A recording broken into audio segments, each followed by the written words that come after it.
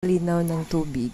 Kahit nasa malayo po tayo, kitang-kita po yung linis at linaw ng tubig.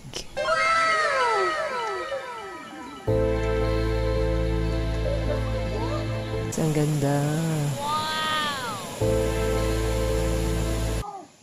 Mabawra. Ay, laom dedi ha. Ito ay napapalibutan ng mga punong kahoy. Yan. Diba yung tubig dito?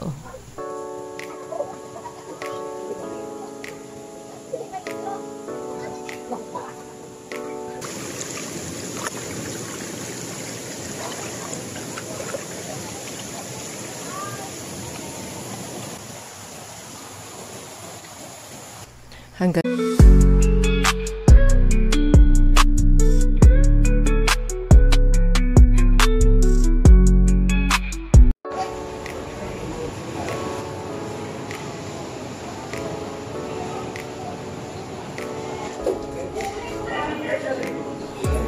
panibagong araw, panibagong vlog na naman.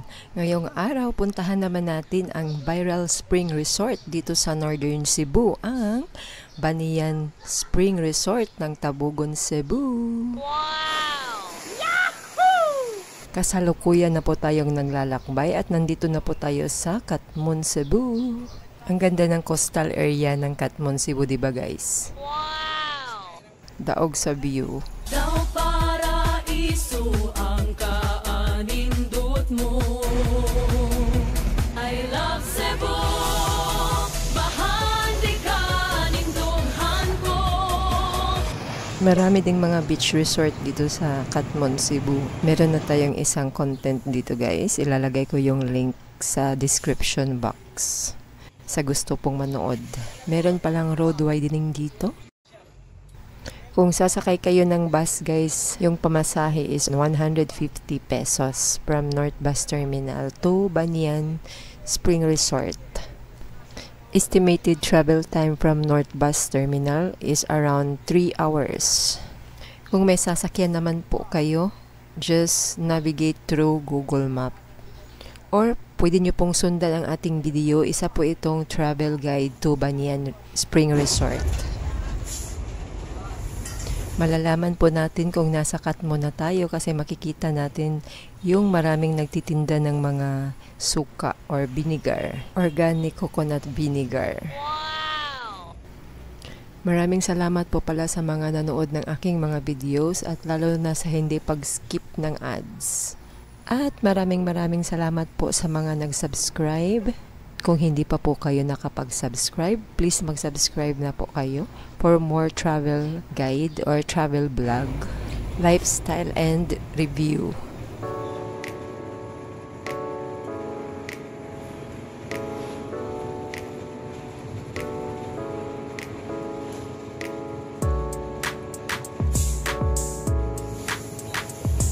And we are entering the National Road of Municipality of Sogod, Cebu. Yahoo! Wow!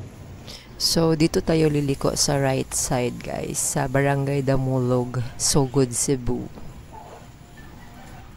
Kasi via Bourbon tayo. Kung sasakay pala kayo ng bus, piliin nyo po yung Tabugon via Bourbon na route ng bus.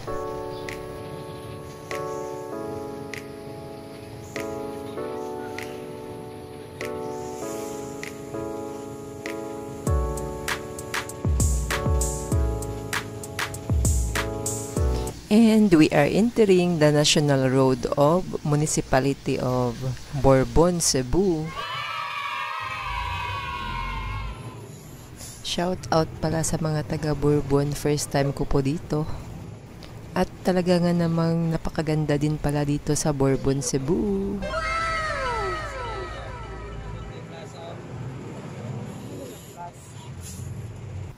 Shout out po pala kay Bike Tayo 7055. Salamat po sa pag-subscribe at sa suporta.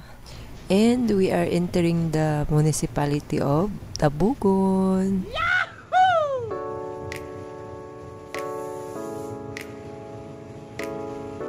We're here at Banyan Spring Resort in Tabugon, Cebu.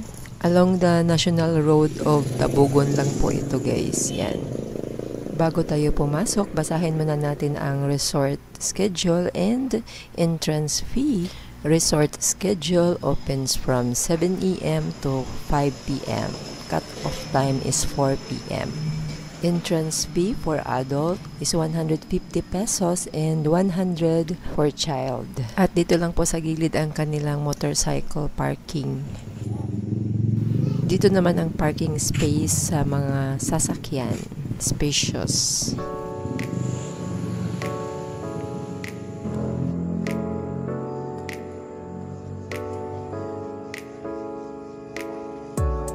Maglalakad lang po tayo ng few minutes. Maaabot na po natin itong registration area ng resort.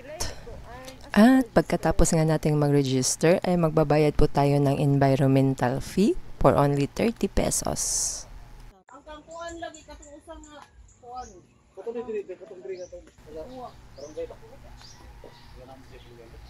Dito naman sa kabila, magbabayad tayo ng entrance fee 150 pesos. Asa tong papel ma pagyatag? Day asa papel day wali ko gyatag day? Ayan at binigyan na nga tayo ni ate ng ticket at excited na po tayo makapunta sa Spring Resort. So bababa tayo dito sa hagdan. Mga biyahero at biyahera, tara na at ating i-explore ang Banyan Spring Resort. Viral po pala ito noong 2022. At ito po ang kanilang resort rules. Pool rules. At may comfort room din po sila dito. Sipalit yung lalaki at babae.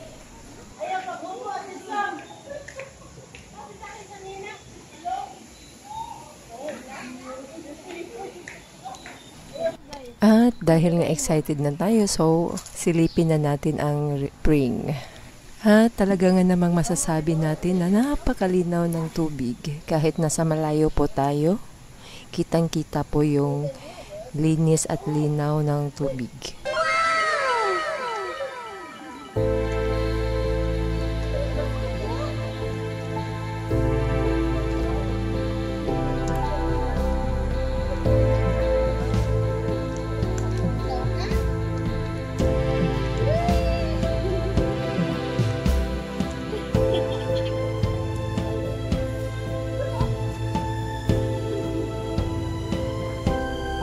Bugnaw kaayo dong.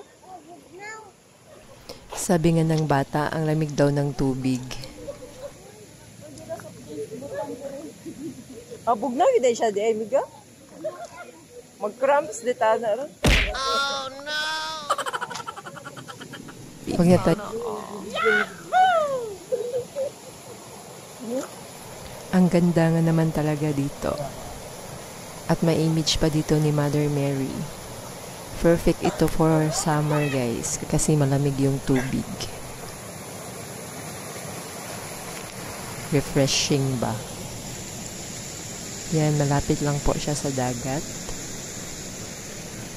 Butangan lang og coral para walay makalapos nito or walay makasulod nga wala maka-entrance. Dagat na pala dun. For safety purposes din. At ang daming mga mangroves dito. So maraming mga crabs at mga isda dito sa paligid. Tingnan nyo naman guys, ang ganda. Wow!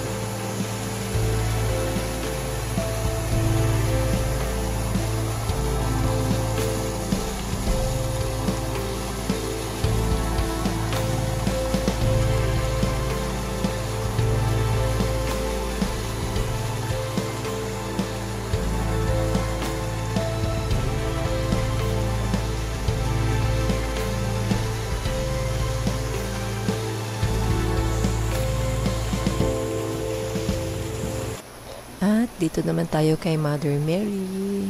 Tingnan natin yung view dito sa harap niya. So, pwede palang magbaon dito yan o nilagay nila ang kanilang baon dito sa bato. Walang masyadong tao kasi Wednesday today, weekdays. So, siguro sa mga weekends, guys, maraming tao dito. At napakalinis at linaw ng tubig yan. Diba? Ang ganda dito. Mapapa-inlove ka sa nature. Kung nature lover po kayo, perfect po ito para sa inyo. Kapag nature lover kayo, this is the right place for you.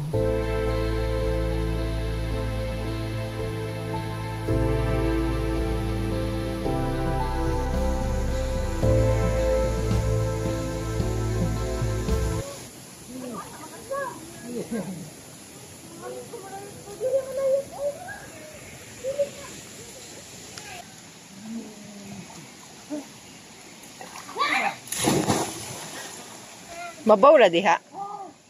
Mabawra. Ay, laom di diha. Hindi lang man siya.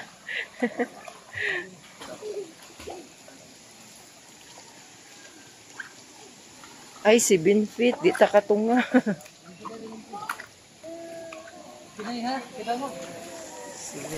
Ayun, at 7 feet pala yung deep nito, guys. So, mag-rent na lang po ng lifesaver. Meron namang lifesaver for rent dito. Para sa mga hindi marunong lumangoy kagaya ko, kailangan natin ng lifesaver. 7 feet, pero tingnan nyo naman yung tubig. Napakalinaw. Dito naman sa kabila, 6 feet naman. Sana all marunong lumangoy. At mamaya, pupuntahan natin dun sa kabila. Tignan natin yung tinubdan yun sa Bisaya, guys. Yung saan nanggaling yung spring. Ang daming puno dun sa kabila at napaka-lush ng plants. 360 natin yung camera, guys.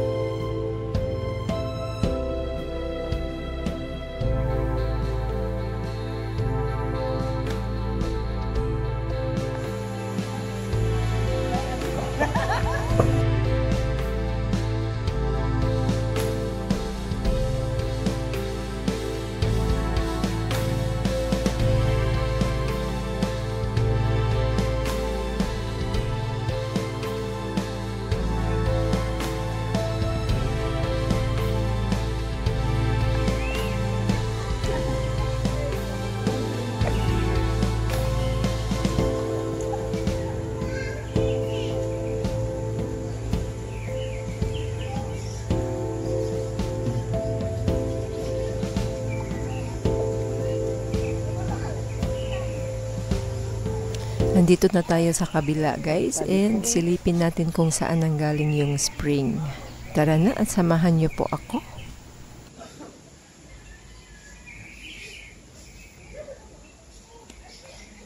So, dito yung spring, guys. Pasok tayo dito para klaro ba? Kitang-kita natin.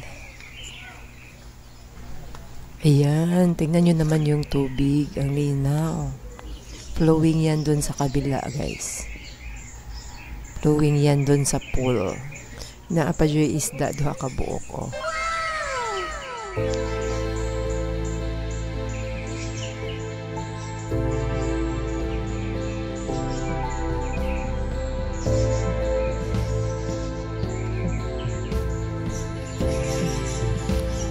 Ito ay napapalibutan ng mga punong kahoy.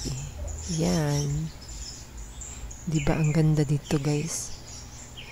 Nature at its best. Kung nature lover nga naman kayo, this is the right place for you. Flowing yan dito sa kabila, guys. Yan, flowing. Hindi yun pinapaliguan doon. Hindi pwedeng maligo doon talaga sa spring. Dito lang sa pool nila pwede. Pinipreserve nila yung spring.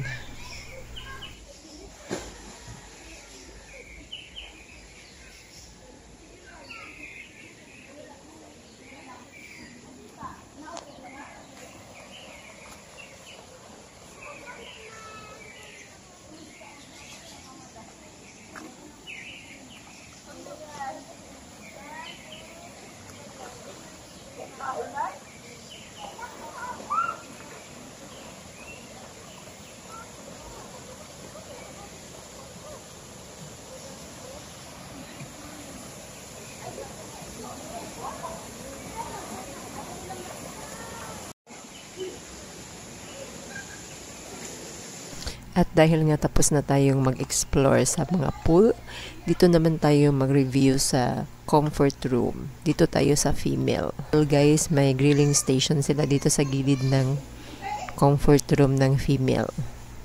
Dito yung dressing room sa mga girls.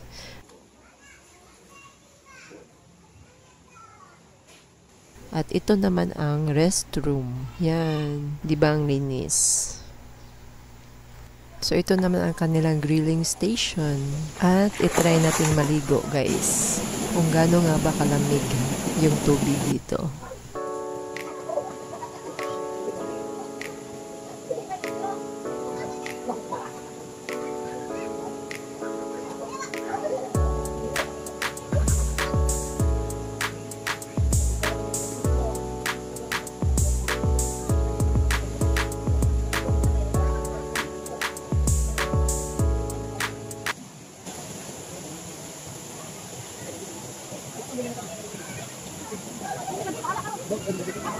And more cottages here.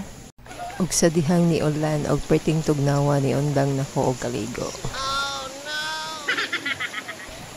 The best pumunta dito kapag mainit yung panahon. Hindi naman siya kailangang summer kasi kahit summer umuulan naman dahil sa climate change. Kaya punta kayo dito, guys, kapag mainit yung panahon.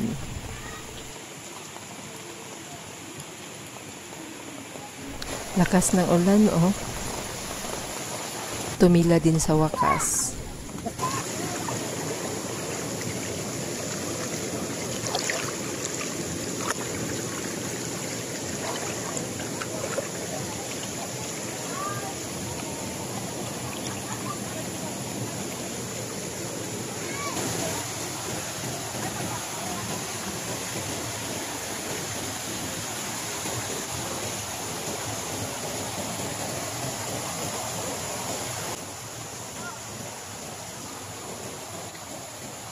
Hanggang dito na muna ang ating video for today. At huwag kalimutang mag-subscribe at i-click ang bell button para ma-update po kayo sa mga bago kong upload.